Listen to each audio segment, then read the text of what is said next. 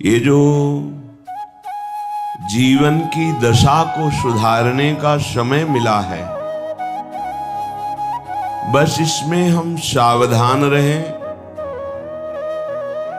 यदि हम किसी की स्तुति और निंदा परक वाणी बोलेंगे तो द्वैत भाव दृढ़ होता है, कोई दूसरा है, ये जब तक भाव रहेगा तब तक भगवत प्राप्ति में बहुत बड़ा विघ्न है। आंतरिक भाव में बहुत जल्दी अध्यात्म की ऊंचाई पर, भक्ति की भूमिका पर पहुंचने के लिए उपासक को ये सुधार करना अनिवार्य है। किसी की किसी भी तरह चर्चा नहीं होनी चाहिए। अगर हो तो भगवत भाव को पुष्ट करने वाली हो। हम अधिक समय और अधिक भजन व्यर्थ कर देते हैं वाणी के अपराध के द्वारा, जिसे हम महत्व नहीं देते। शारीरिक अपराध तो बहुत ही अज्ञानता की बात है, पर अधिकतर अपराध वाणी से बनते हैं। उपासक को हर समय ये सावधानी रखनी है, बोलना है तो भगवद वार्ता, अपने प्रियालाल के विषय में या किसी महाभागवत के सिद्धांत, पावन उपदेश, पावन चरित्रों में, नहीं तो वाणी को मौन रखना है। प्राय हम देखते हैं ये वाणी बड़ी मलिन वृत्ति प्रकट करने वाली, बहुत ही प्रापंचिक प्रवृत्ति से युक्त कर देने वाली चेष्टा करती है। कुछ लेना देना नहीं, बैठे तो कोई न कोई व्यक्ति हमारे सामने होगा, आंतरिक दृष्टि में कहीं उसके गुण वर्णन कर रहे हैं, कहीं उसके दोष वर्णन कर रहे हैं। आप देखिएगा हृदय में, ये हमारी साधना को बहुत ही मंद और हृदय को मलिन कर देती है वाणी। ताते मौन रहबो उचित है, श्री ध्रुवदास जी ने कहा। मौन से बहुत बचाव हो जाता है। संकल्पित मौन मत रहिए, विचार मौन सबको रहना चाहिए। अनावश्यक भाषण बोलना अपराध ही मानो। देखना, जब आपकी वाणी खुले अर्थात वाणी की दशा में हो, तब आप अपनी वाणी को सावधानी पूर्वक निरीक्षण कीजिए, किसकी चर्चा कर रही है। यदि आप सावधान नहीं हैं तो किसी व्यक्ति की, किसी वस्तु की, किसी स्थान की या तो अनुकूलता जनित गुण चर्चा कर रही होगी या प्रतिकूलता जनित दोष चर्चा कर रही होगी, और इसी से हमारा जो साधन पथ है वो बहुत शिथिल मंद गति हो जाता है, हम जान नहीं पाते। और श्रीधाम वृंदावन में तो एक बहुत बड़ी सूक्ष्म बात है। हमें परिक्रमा करते हुए एक संत भगवान मिले थे, तो उन्होंने ऐसे स्वाभाविक कृपा करते हैं। उन्होंने कहा कि बाबा, एक बात ध्यान रखना, अगर यहाँ लाभ प्राप्त करना है तो किसी के विषय में दोष दर्शन मत करना और किसी के दोषों का वर्णन मत करना। नहीं तो जिन दोषों का आप वर्णन करेंगे वही दोष आप में बहुतायत रूप से हृदय में हो जाएंगे। परिक्रमा में खड़े होकर उन्होंने कहा था। उस बात का अनुभव भी हुआ है। अगर हमने किसी के दोषों का वर्णन किया है तो बहुत हृदय जला है और ऐसा अनुभव हुआ है कि वो दोष हम में है। इसलिए परमार्थ के उपासक को माया दोष दर्शन कराएगी, इसका काम है। जैसे भक्ति निर्दोष दृष्टि लाती है तो माया दोष दृष्टि लाती है। जहां आपको किसी पर दोष दिखाई दे, तत्काल अंतर में लौटिए। आपकी अंतर दृष्टि में वो दोष है, इसीलिए आपको बाहर वो दोष दिखाई दे रहा है। यदि अंतर दृष्टि में आप निर्दोष भगवत भाव में स्थित हैं तो आपको सारा संसार अपना प्रभु दिखाई देगा, पक्की बात। तो जब हमारे में ही दोष है तो फिर हम वर्णन क्या करें किसी के दोषों का। अपने हृदय को हमें पावन करके प्रियालाल के प्रेम रस से भरना है। किसी पर यदि किसी को दोष दिखाई देता है तो वो दोष अपने में होता है, इसलिए बाहर दोष दिखाई देता है। ये बड़ा अहंकारी है, ये व्यभिचारी है, ये पापी है, ये नीच है, तो सच्ची मानिए आपके अंदर वो वृत्ति है, तभी आप बाहर उस वृत्ति का दर्शन कर रहे हैं। नहीं तो देखो महापुरुषों ने देखा अपने आराध्य देव को, जित देखो तित श्याममय, और कह रहे श्री राम में सब जग जानी, वो कह रहे सलवम खलमिदम ब्रह्म। तो इसका मतलब हमारी वृत्ति दूषित है। तो तेरे भावे जो करे भलो बुरो संसार, नारायण तू बैठ के अपनो भवन बुहार। हमें अपना हृदय पावन करना है, जिससे हमारे प्रिया प्रीतम हमारे हृदय में आकर विराजमान हो जाए। ये गौर श्याम जोरी हर समय मंद मंद मुस्कुराती हुई लीला परायण हमारे हृदय निकुंज में सदैव लीला करे। हमें यही आराधना का फल प्राप्त करना है। पर हम सावधान नहीं रहते, वाणी को हम एकदम खोले हुए हैं और ये नहीं सोचते कि बड़ा सा बड़ा अपराध इसी से बन जाता है। बहुत विचार पूर्वक वाणी बोलिए और उसमें देखिए कि प्रिया प्रीतम है कि नहीं आपकी वाणी में। गुरुदेव भगवत प्रेमी महापुरुष, इनकी चर्चा है कि नहीं? नहीं है, मौन हो जाइए। आप भगवत प्राप्ति के मार्ग में चले हैं, अब आप अगर चूक करेंगे तो फिर ये वाणी का अपराधी आपको धाम की जो महिमा है उसमें डूबने नहीं देगा। आपसे हृदय की बात कहते हैं। यहां साधन कम और लाभ बहुत ज्यादा मिलता है। धाम है ना, अगर कुछ भी साधन न हो, केवल आपसे असाधन न बनने पावे, तो स्वयं आध्यात्मिक उन्नति आपकी यहां वास करने मात्र से होने लगेगी। आप में दिव्यता आने लगेगी, क्योंकि आप धाम वासी हैं। आपके मन की मलिनता, चंचलता, विषय प्रियता, ये सब धाम की कृपा नष्ट करने लगेगी। पर धाम में रहते 20 वर्ष हो जाते हैं और हमारी आध्यात्मिक उन्नति नहीं होती, भगवत प्रेम प्रकाशित नहीं होता। उसका कारण है असाधन। जहां वाणी से असाधन हुआ कि वो क्रिया में परिणित हो जाएगा। वही दोष जो आप दूसरों पर देख रहे हैं, दूसरों का दोष आप निंदा रूप में वर्णन कर रहे हैं, वही आपके हृदय में जागृत है। पक्का है, हमने देखा है, अपने हृदय में देखा है, संतों की वाणी का अनुभव किया है। अगर हमसे गलती हो गई तो हमें गलती माननी पड़ी है, प्रणाम करना पड़ा है, बार बार पश्चाताप करना पड़ा कि हमसे त्रुटि हो गई, हमारी दृष्टि ठीक नहीं थी, हमने दोष दर्शन किया, हमें क्षमा करो। आचार्य से, गुरुदेव से, जिसके प्रति दोष दर्शन हुआ उससे। इसलिए सबसे प्रार्थना है, वाणी बहुत संभाल कर बोलिए।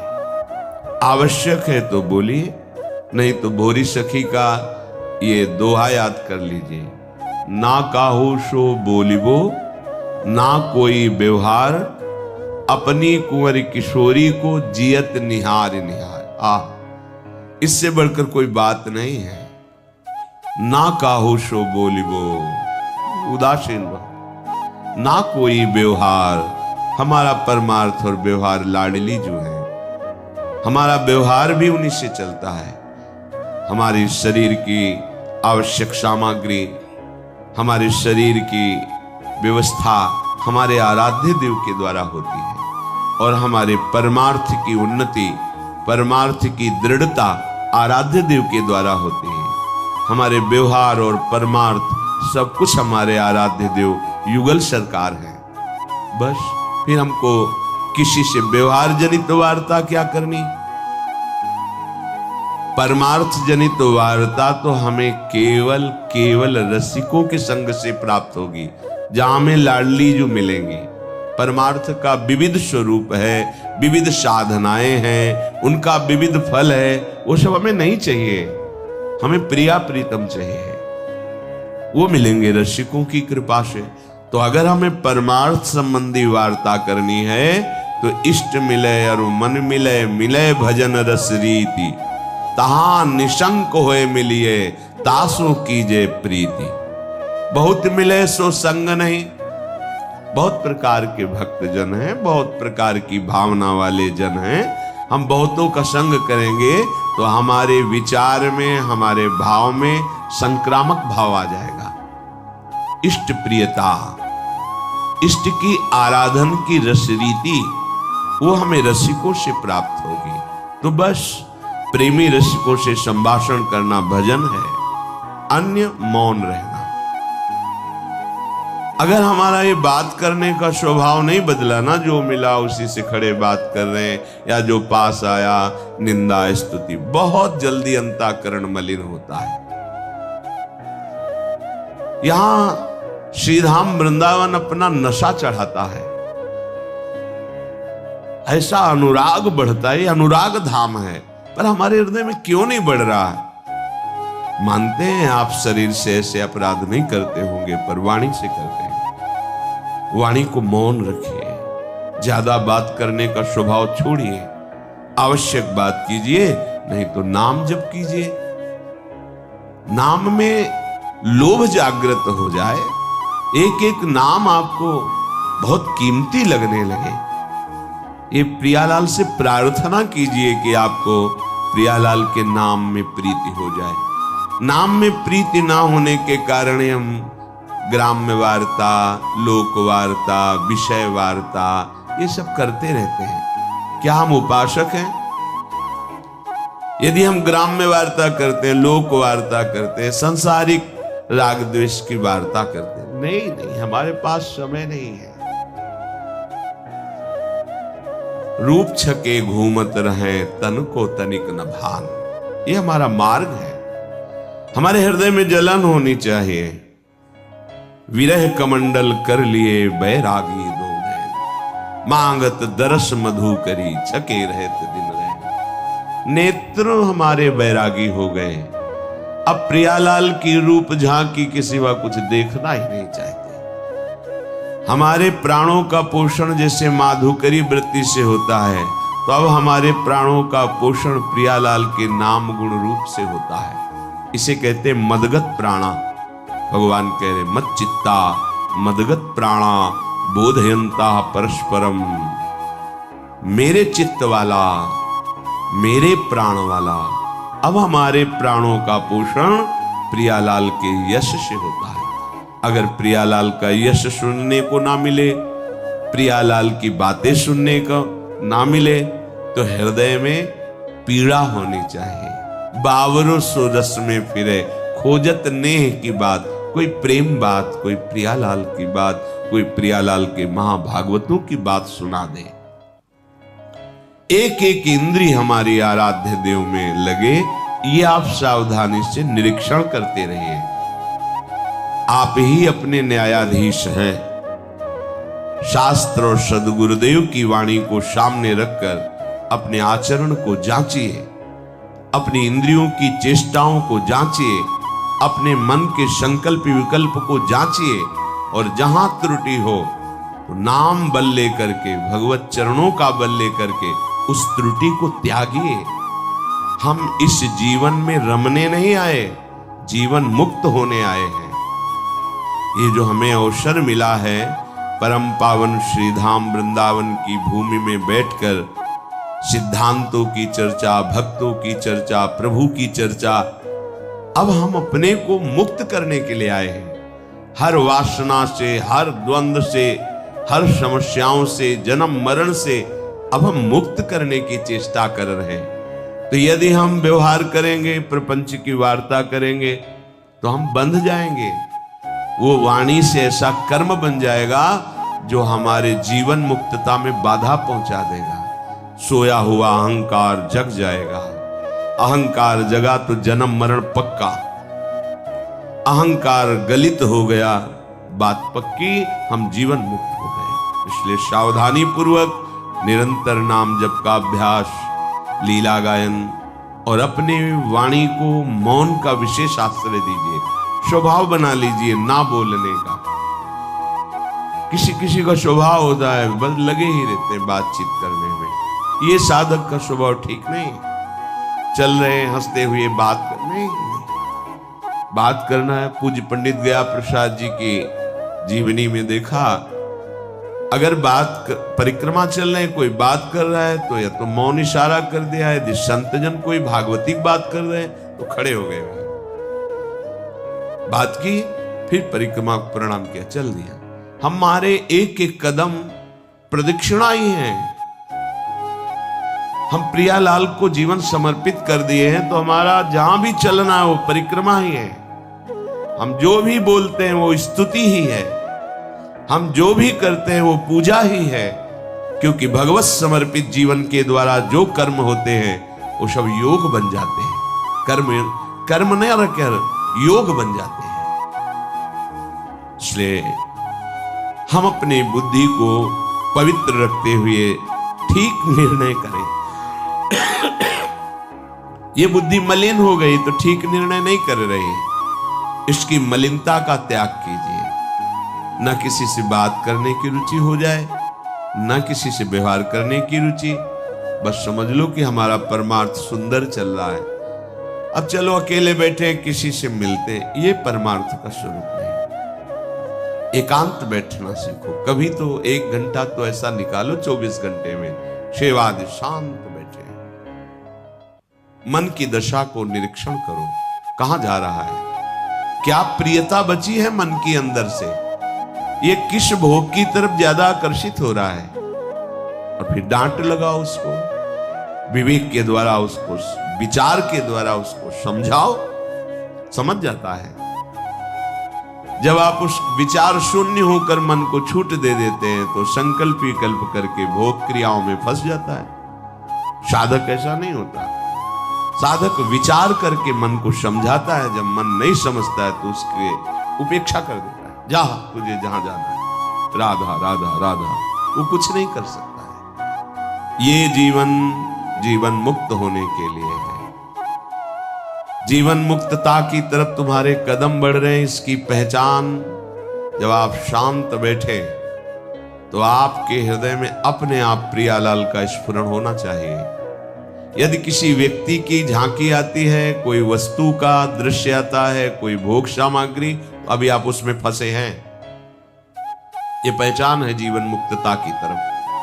कोई चाह नहीं, अन्य कोई स्मृति नहीं, एकमात्र। कल सुना महर्षि मार्कंडेय जी 6 मनवंतर तक एकाग्र चित्त होकर भगवान के चिंतन में, एकाग्र 6 मनवंतर, कितना समय होता है,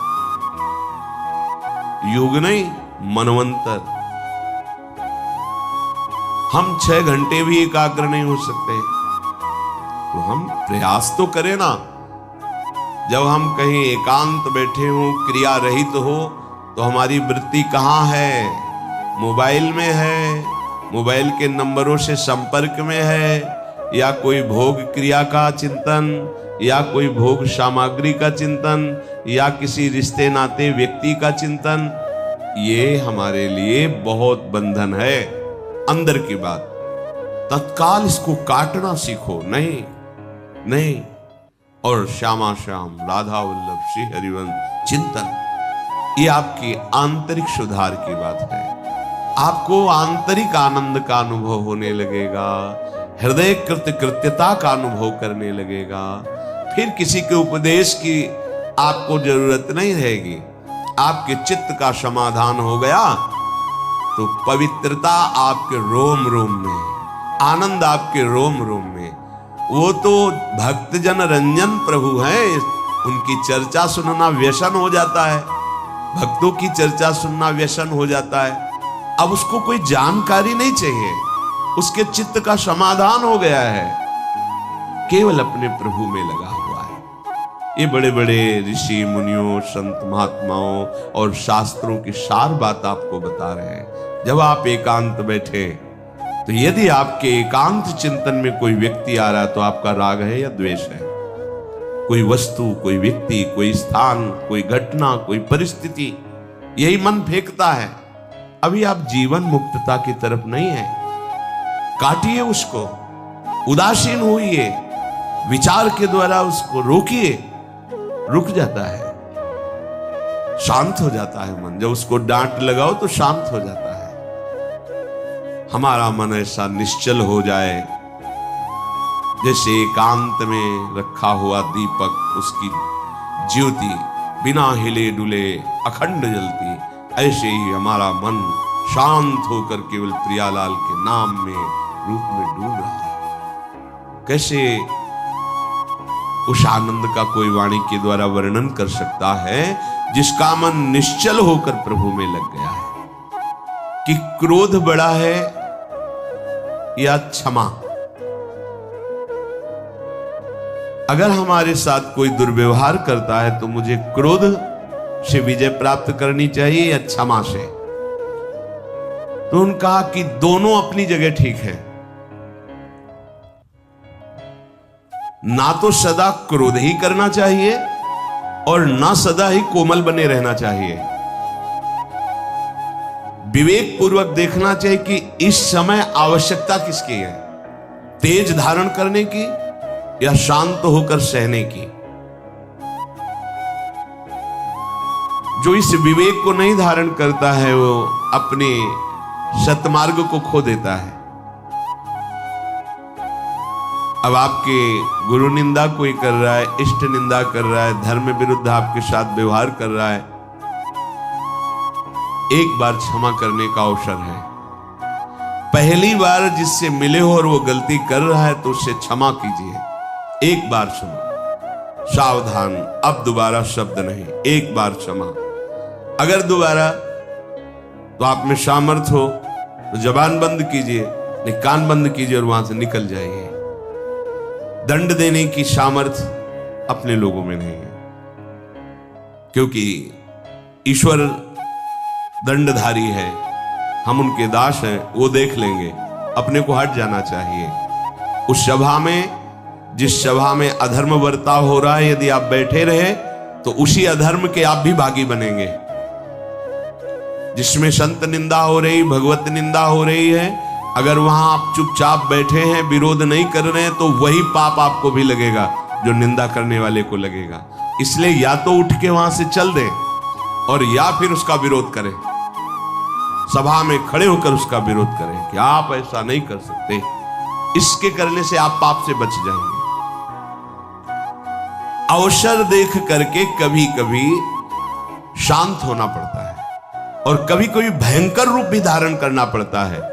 इससे वो अपने परमार्थ को बचा लेता है। तुम्हें क्षमा का अवसर बताता हूं, जैसा मनीषी पुरुषों ने अनुभव करके सिद्धांत लिखा है। जिसने कभी तुम्हारा एक बार उपकार किया हो जीवन में, बड़े से बड़ा अपराध बन जाए तो उसको एक बार माफ कर दीजिए,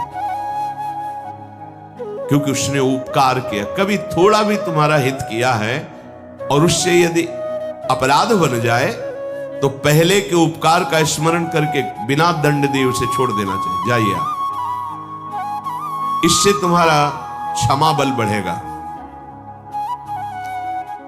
जिससे अनजान में अपराध हो गया है आपके साथ, उसे पता नहीं था, उसको क्षमा कर दीजिए। क्योंकि सबके लिए सर्वज्ञता सुलभ नहीं है। वो अज्ञानी है, अज्ञान के कारण अपराध बन गया तो क्षमा कर दीजिए। पर जिसको एक बार क्षमा कर दिया है और फिर वही अपराध तुम्हारे साथ कर रहा है, तो फिर उसके लिए क्षमा शब्द का प्रयोग नहीं, क्योंकि अब वो फिर तुम्हारे लिए बहुत हानिकारक हो जाएगा। उसके अपराध निवारण के लिए फिर कानून व्यवस्था है, धर्म व्यवस्था है। जो जानबूझकर तुम्हारे साथ बार बार अपराध कर रहा हो, उसको अब क्षमा करना ठीक नहीं है। ये शास्त्र आज्ञा करता है। एक बार क्षमा कर दिया शास्त्राबाहु अर्जुन को। बड़े क्रोध से भगवान परशुराम जी आए जब सुना कि जमदग्नि जी उनके पिता हैं। यहां से आश्रम का विनाश किया उसने और गौ आदि अपहरण करके ले गए। माता विलाप कर रही थी। उनका ऐसे समर्थ की मां विलाप कर रही, मैं इनका विनाश कर दूं। जमदग्नि जी ने कहा नहीं, पहला अपराध है, क्षमा। हमारा बल क्षमा है। लेकिन उद्दंडता उनकी इतनी बढ़ गई कि उन्होंने वध कर दिया आकर दोबारा जमदग्नि जी का। फिर भगवान परशुराम ने क्षमा नहीं किया। अपने तेज बल से और फरसे के बल से पूरे वंश का विनाश, काट काट के पहाड़ लगा दिए थे। तो जो उद्दंड है, पाप पे पाप करता जा रहा है, उसके लिए क्षमा शब्द का प्रयोग नहीं है। उसके लिए दंड ही उसके लिए सही औषधि है। प्राणी कोई भी हो, यदि एक बार अपराध करे तो विचार पूर्वक क्षमा कर देना चाहिए। यदि जानबूझकर दोबारा अपराध करता है तो उसे, ये दूसरों के लिए नहीं, अपने लिए भी लागू है। एक बार हमसे गलती हो गई तो प्रभु क्षमा कर देंगे। जानबूझकर गलती करो और सोचो कि भाई नाम या किसी से हम, तो उसको फिर नामापराध के अंतर्गत माना गया है और विशेष दंड का अपराधी। जैसे आपसे अभी तक गलती हो गई, पापाचरण हो गए, गंदे गंदे खाद्य और शब्द, आपने सत्संग सुना और अब लो नशानी, अब ना नशे हो, और भगवान की शरण में हो गए तो सब माफ हो गया। लेकिन अब नहीं होना चाहिए। अगर फिर होता है तो सब जुड़ जाएगा ब्याज सहित। जो दोबारा बार बार अपराध करता है, उस अपराध के लिए दंड देने से ही उसका सुधार होगा, क्षमा से नहीं। अच्छी तरह जांच पड़ताल कर ले, और जब ये सिद्ध हो जाए कि ये अमुक बार बार अपराध कर रहा है, तो उसके क्षमा योग्य बर्ताव नहीं करना चाहिए, क्योंकि उसका सुधार हो जाएगा, उसके अपराध का दंड यदि उसे मिलेगा। कोमल स्वभाव और उग्र स्वभाव, ये दोनों होने चाहिए। अगर कोमल ही स्वभाव एकदम बनाए रखोगे तो फिर धर्म का भी पालन नहीं कर सकते। कई बार जैसे कहा है कि आपकी दृष्टि में पावर होना चाहिए। आप देख के मुस्कुरा दिए, आप ऐसे सरल ढंग से देख, कोई भी आपको बात करेगा, छेड़ेगा, परेशान करेगा। अंदर से भगवत चिंतन चल रहा है, सबके प्रति भगवत भाव है, लेकिन आपकी दृष्टि में, बचाइए अपनी दृष्टि को, तो आपकी दृष्टि में सामर्थ्य आ जाएगी। ऐसे ही आप जो देखते रहते हैं, आपकी दृष्टि शक्तिहीन होती रहती है। संत अपनी दृष्टि को, जितना आप अपनी नेत्रेंद्रिय को फिर आप देखेंगे तो सामने वाले के अंदर जो अपराध वृत्ति भयभीत हो जाएगा। दृष्टि में बहुत तक सगर के जो 60,000 बड़ी मनमानी करके उधर किसी ने घोड़ा बांध दिया था कपिल आश्रम में। भगवान कपिल देव जी तो अपने ध्यान में बड़ी उद्दंडता शुरू कर दी आश्रम। तो केवल देखा ही था, भस्म हो गए। संकल्प नहीं किया था, ऐसा शास्त्र में लिखा है। उन्होंने संकल्प किया हो जाओ भस्म, ऐसा कुछ नहीं, केवल देखा ही था, भस्म हो गए। उन्हीं के उद्धार के लिए तो भागीरथी गंगा जी का प्रादुर्भाव भूतल पर हुआ। तो सदैव कोमल स्वभाव नहीं रखना चाहिए।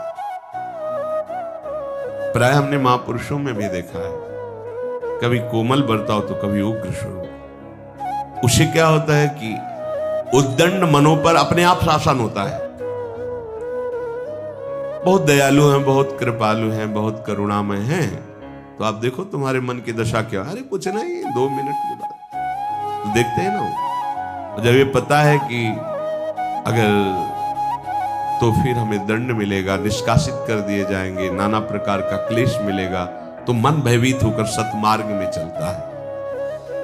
इसलिए भगवान का कभी शांत स्वरूप देखा जाता है, कभी उग्र स्वरूप देखा जाता है।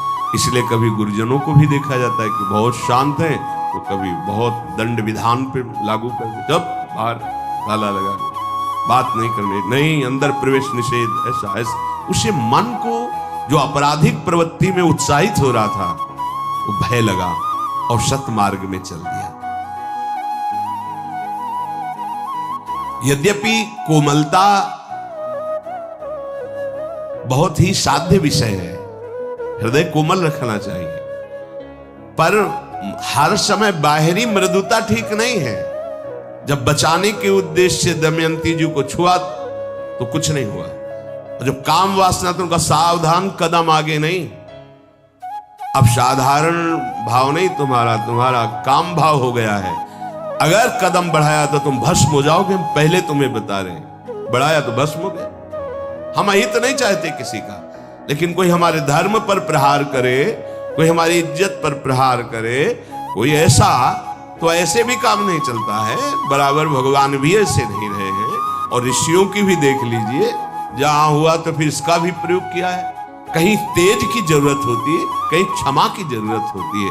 हर समय क्षमा ही क्षमा नहीं, और हर समय तेज ही तेज नहीं।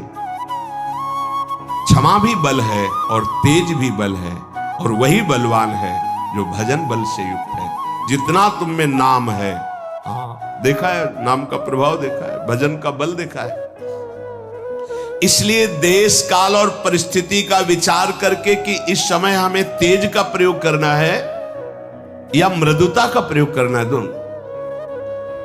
अब कोई हमारे गुरुजनों पर प्रहार कर रहा है, कोई आक्षेप कर रहा है, कोई गाली दे रहा है, वहां हमारे भगवान है। नहीं, भगवान नहीं हो। अब पुष्प से पूजा नहीं होगी तुम्हारी। जिनके लिए प्राण समर्पित, अगर एक भी शब्द, तो ये प्राण हम समर्पित कर सकते हैं, लेकिन एक भी शब्द नहीं सुन सकते। ये तेज भागवती को होगा। सर्वम खलमिदम ब्रह्म की सिद्धि किए हुए महापुरुष की बात कह रहे हैं।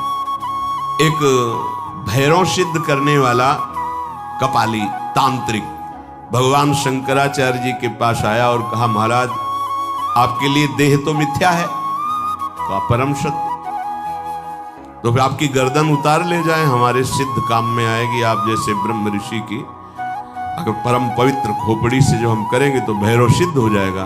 बोले हाँ, हमें कोई परेशानी, आप उतार सकते हैं, पर अभी उतारोगे तो बहुत से शिष्य हैं, बाधा पहुंचा देंगे। प्रातः 4 बजे ब्रह्म मुहूर्त में आना, हम इस पीपल के नीचे ध्यानस्थ होंगे और तुम गर्दन उतार ले जाना। सत्य बोले, कोई ऐसा नहीं कि कोई प्लानिंग।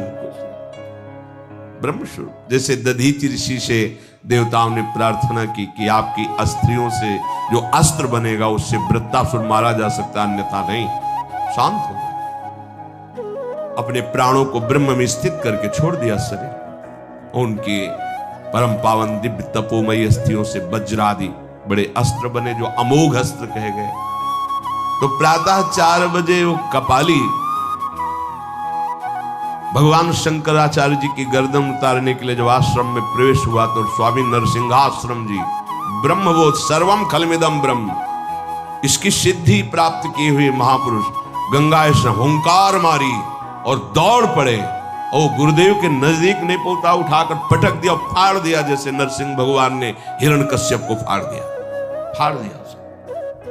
हर समय क्षमा की जरूरत नहीं है, हर समय तेज की भी जरूरत नहीं, अत्यंत आवश्यक है। जहां धर्म जा रहा हो वहां प्राण जाना श्रेष्ठ है, धर्म जाना नहीं। जहां हमारे पूज्य आराध्य देव गुरुदेव का कहीं कोई किसी भी तरह से, वहां हमारे प्राण समर्पित होना परम धर्म होगा, ना कि वहां क्षमा। हां, हमें कोई कष्ट दे रहा है, एक बार हम विचार करके प्रथम अपराध को क्षमा से उस अपराध से मुक्त करेंगे।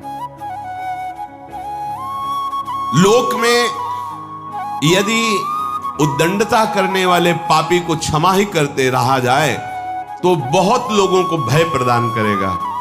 इसलिए कानून बना है, उस कानून को समर्पित करें, क्योंकि जो दुष्ट स्वभाव वाले जन होते हैं ये भय के द्वारा ही ठीक होते हैं, क्षमा के द्वारा नहीं ठीक होते।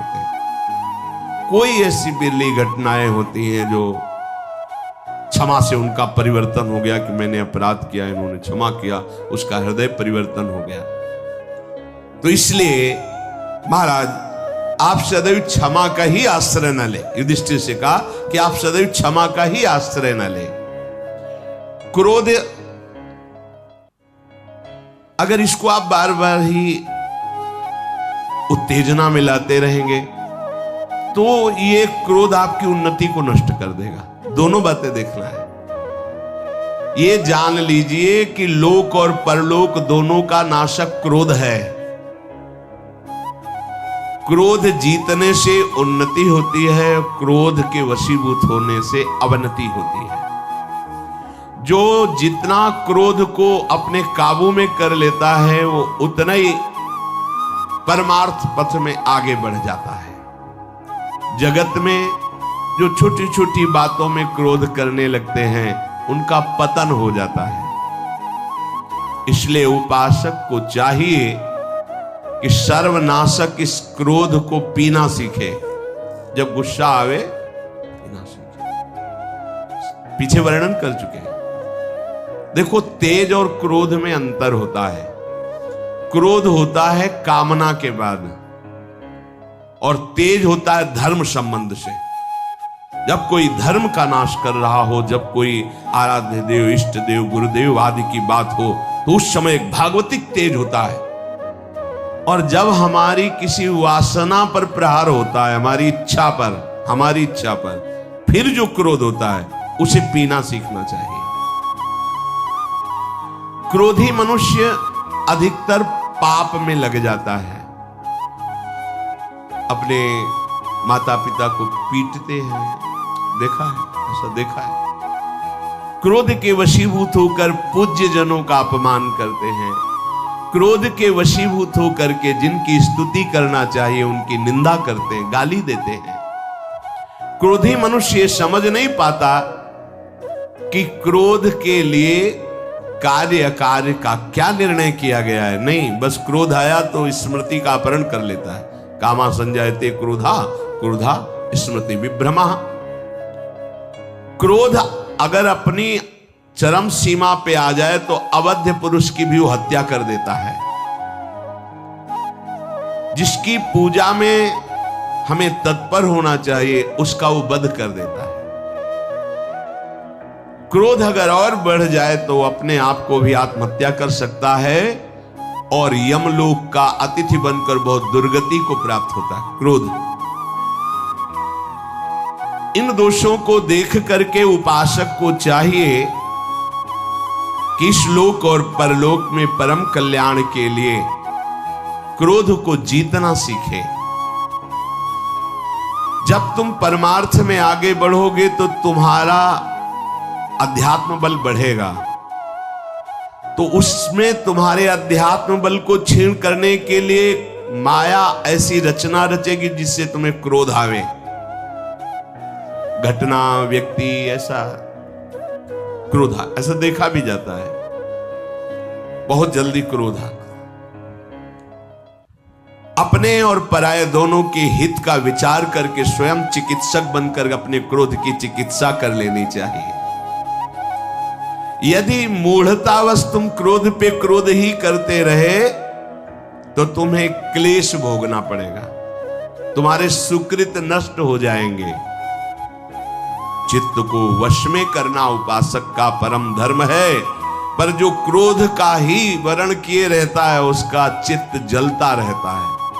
ये बड़ा दुष्ट स्वभाव है। शांति से बैठे, चिंतन आ गया, 5 वर्ष पहले उसने ऐसा कहा था, क्यों कहा था उसने ऐसा, और जलन शुरू, और बस गुस्सा। बहुत सावधान, राधा राधा राधा राधा राधा राधा, तुरंत हटाइए, राधा राधा राधा। उपासक के लिए सामर्थ्य यही कि अपने क्रोध को रोकना ही सर्वोत्तम साधना समझे। विद्वान उपासक शक्ति संपन्न होने पर भी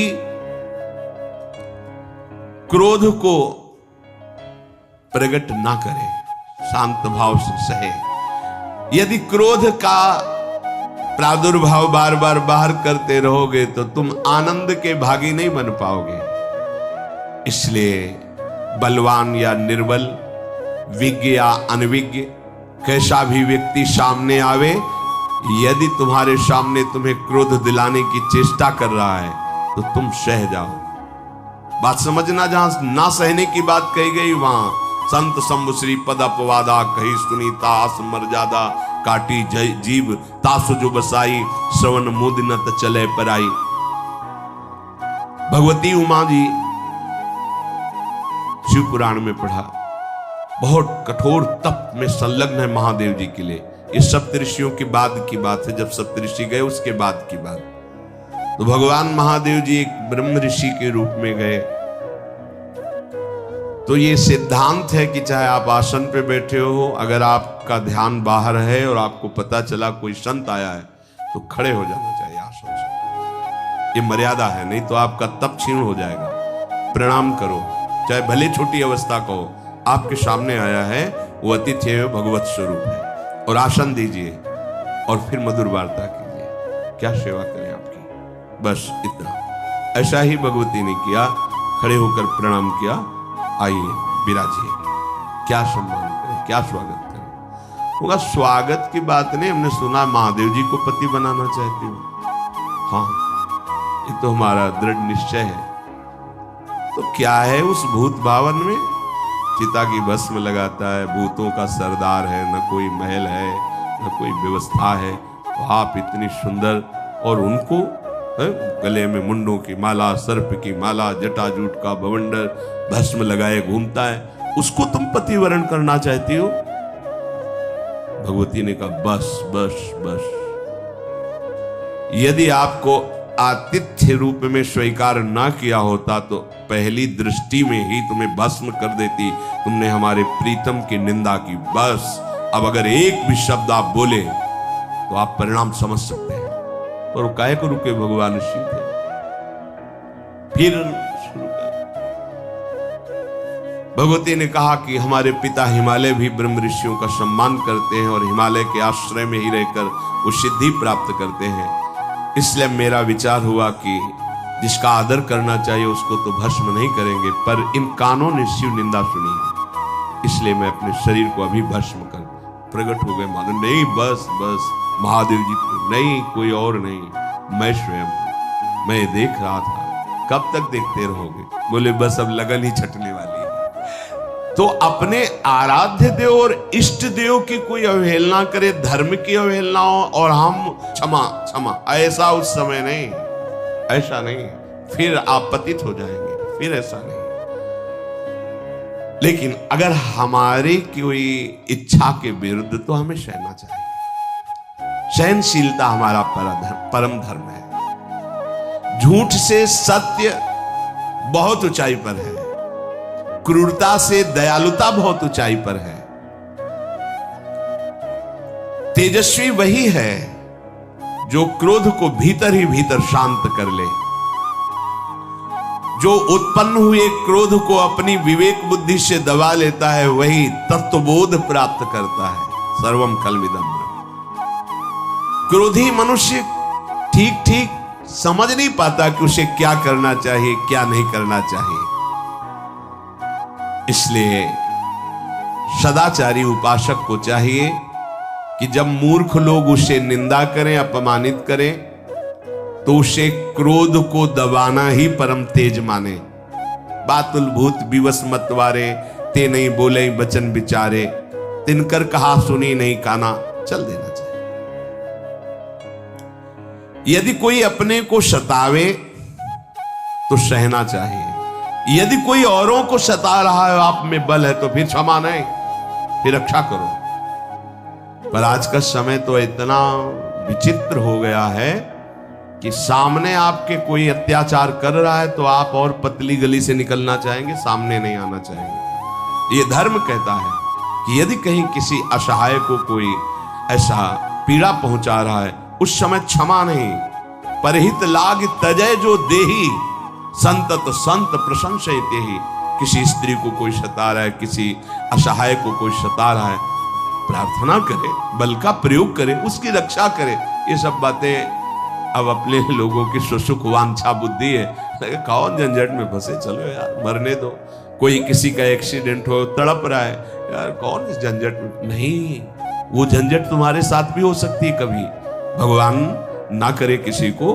अगर किसी को ऐसी संकट में अव्यवस्था है तो आप अगर वाहन से हो तो पहला काम जो होगा, भगवान देख रहे हैं, पहला काम करो, उठाओ उसको, अस्पताल ले जाओ, उसकी पीड़ा की निवृत्ति के लिए उपाय करो, तो भगवान तुम पर प्रसन्न हो जाएंगे। उस समय नहीं, ये स्वार्थ बुद्धि नहीं होनी चाहिए। यदि कोई आपको सतावे तो क्षमा कर दे, लेकिन कोई असहाय को सतावे, यदि हम सदैव क्षमा ही करते रहेंगे तो ठीक नहीं, और सदैव क्रोध करते रहेंगे तो ठीक नहीं है। इसलिए तेज और क्षमा अवसर पर किया जाए तो ब्रह्मवेत्ता तपस्वी जन कहते हैं कि वो दिव्य लोकों को प्राप्त होता है।